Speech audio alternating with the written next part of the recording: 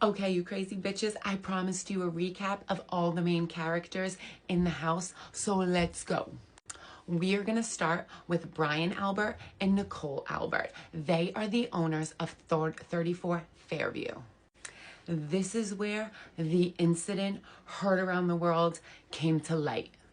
These two schmucks never came out of their house. We are going to do a complete deep dive into who they are and why they are important in a different video. So let's just start with this.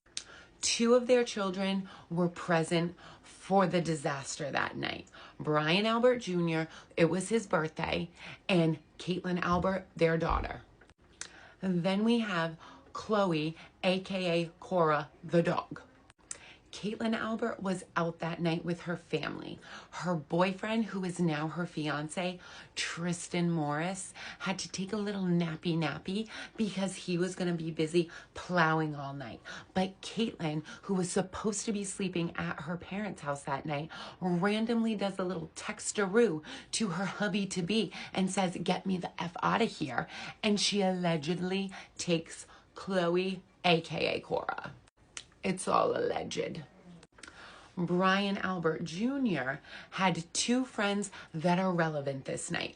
Julie Nagel, who she is going to be known as Fiona. Fiona, who happened to take the stand in trial 1 and say, "I saw a black blob on the yard," and told nobody. Sarah Levinson, who seems like she's a little awkward AF, is a nurse. Then we have the famous Jennifer McCabe, Jenny Boom Boom herself, Jenny from the Crypt. And she is sisters with Nicole Albert, who owns 34 Fairview.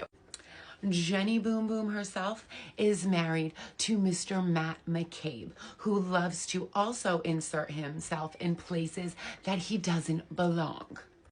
I like to refer to him as the gossip queen. These two schmucks wanted to keep the party going that night and ended up bringing Julie Nagel and Sarah Levinson home.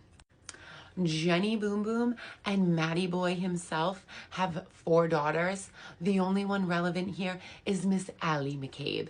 Allie McCabe is best friends with Colin Albert. Now these two are practically cousins, but not blood related. Allie allegedly picks up Colin from the house before everybody gets there and goes straight home. But we know that her Life 360 says otherwise.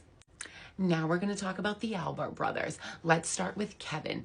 Kevin Albert is a Canton police officer who was not there that night, but Canton police could not continue to investigate because of Kevy Boy.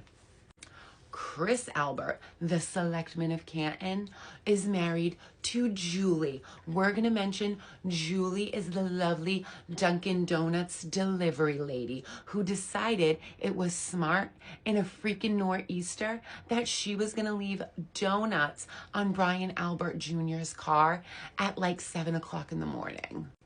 Chris Albert also owns D&E Pizza.